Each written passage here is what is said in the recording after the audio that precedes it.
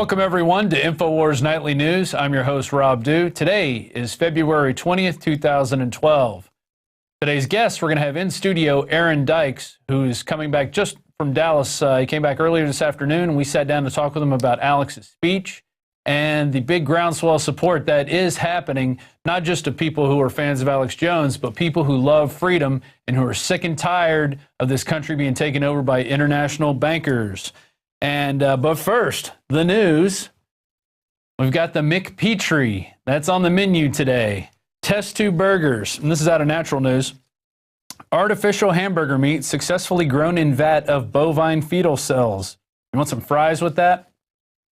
Well, just to let you know, I used to work at McDonald's, and I saw kind of what that was like there, and I can't even imagine wanting to eat any type of meat process or product that is grown in a Petri dish. Here we go to the quote. The test tube meat strips actually pulsate and twitch during their laboratory growth phase, by the way, and they're ultimately ground up with strips of test tube fat grown in a similar way to produce a fatty hamburger-like substance. This has been accomplished by Professor Mark Post of Maastricht University in the Netherlands, who announced his team's results in the American Academy for Advancement of Science yesterday. So he's saying test tube meat's going to save the world, so we can grow all this stuff. We can put our vaccines in it. We can put the kind of stuff, you know, the sweeteners in it that are poison you. You know, that's all good for you. So we're going to do that. And yeah, I will not be eating any type of test tube meat. And I like the end of this article. It says, no doubt test tube hamburger makers will tout their meat as being cruelty-free by saying no animals were killed in harvesting this meat. Maybe not, but how many humans will be killed in the consumption of it? I agree. I will not be partaking in the barbecue cookouts with test tube burgers. Moving on.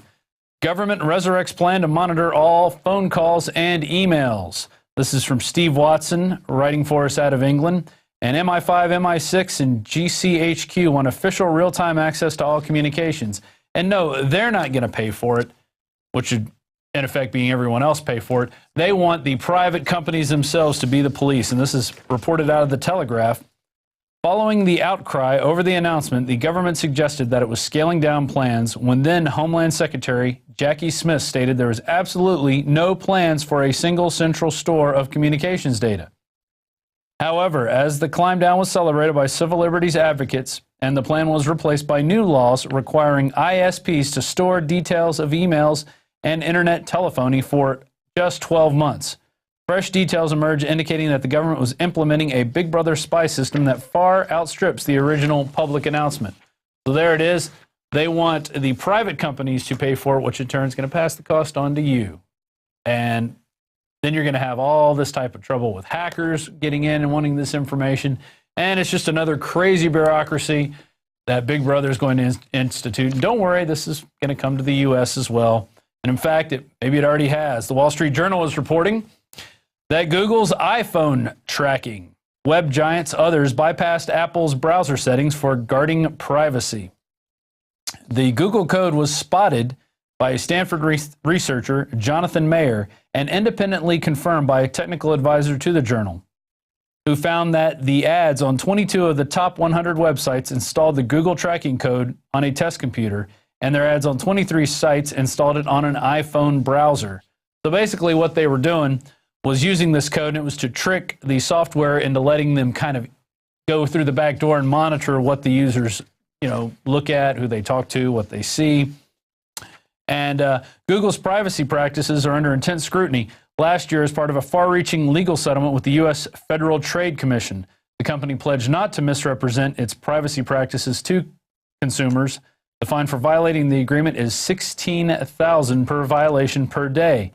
The FTC declined to comment on these findings. And an Apple official also said, we're working to put a stop to the circumvention of the privacy settings, which I don't know if I trust Apple any more than I trust Google at this point. They're all giant companies, and they all want that data, and they're all using it in ways that you think, oh, this is a free service, this is something free, but basically they're taking your data and going to do what they want with it.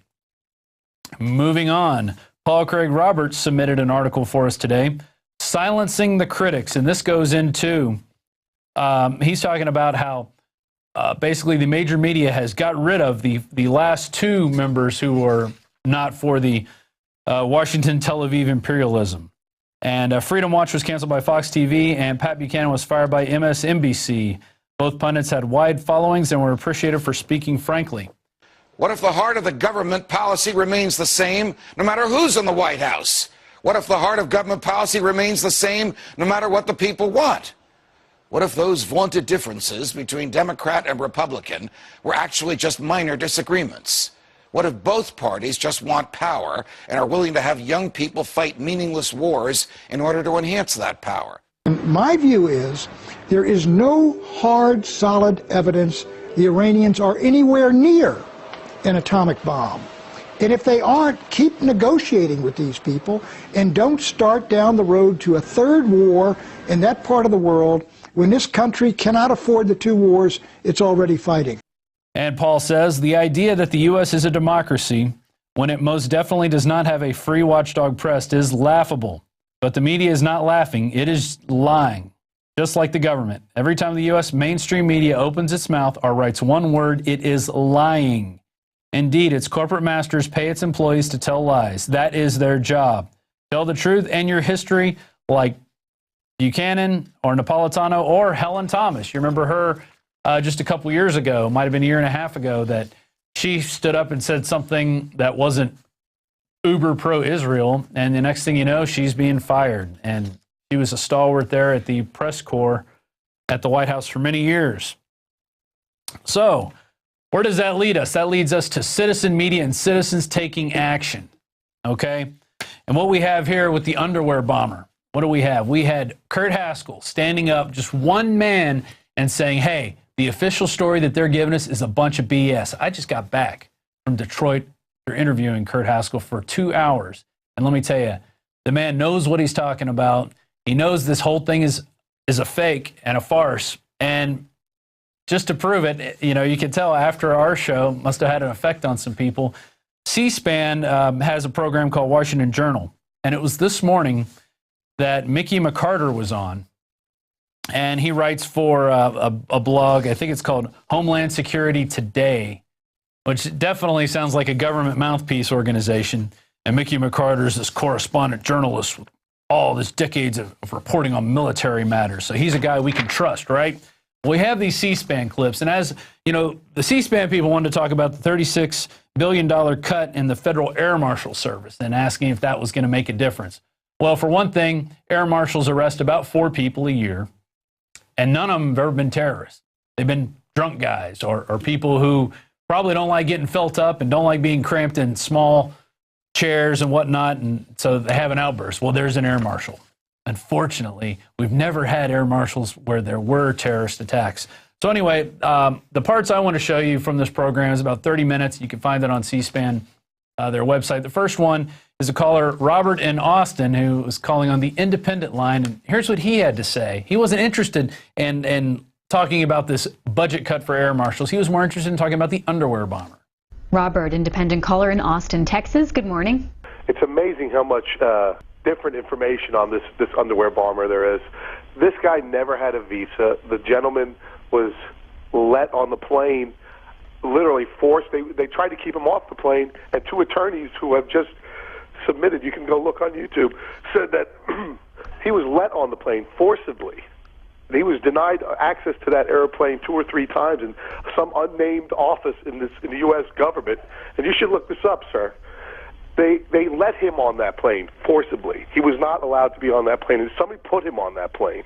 Now, why would a CIA agent, the unnamed agency, want to get that guy on the plane?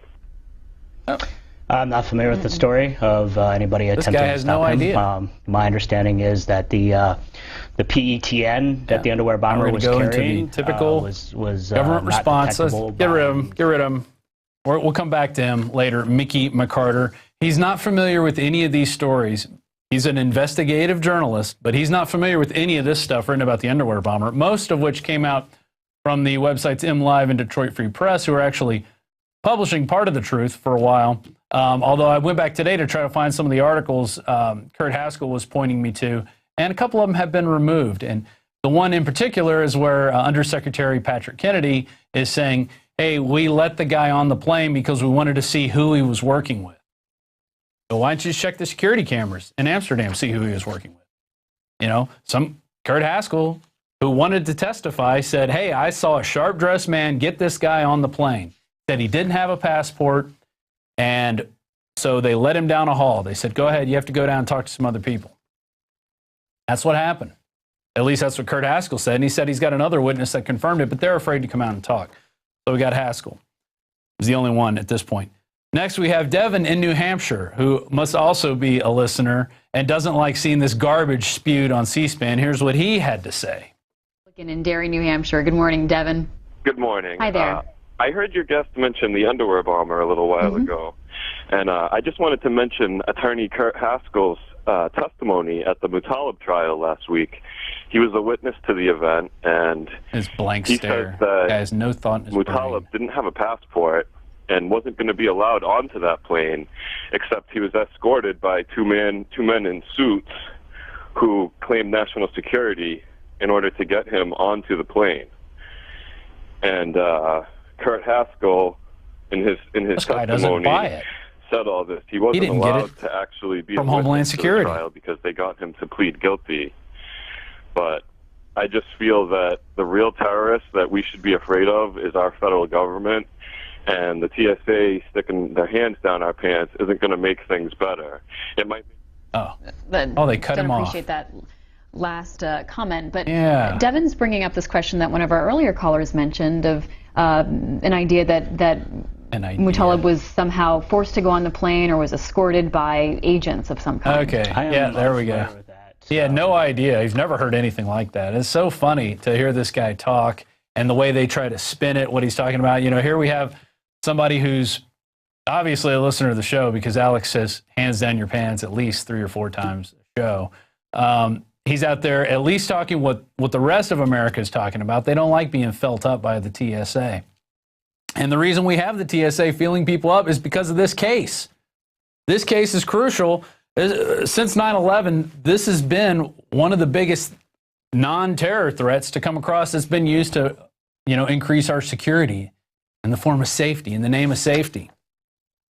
And, you know, obviously he hasn't heard and he doesn't want to know about it. This last caller, Mark, it was from Michigan.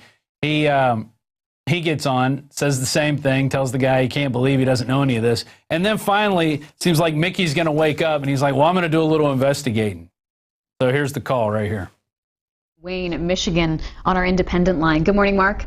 Yes, I have a question about you claiming that you had no idea about that underwear bomber being helped onto that plane. I live on disability, and I even knew about that. If you've seen the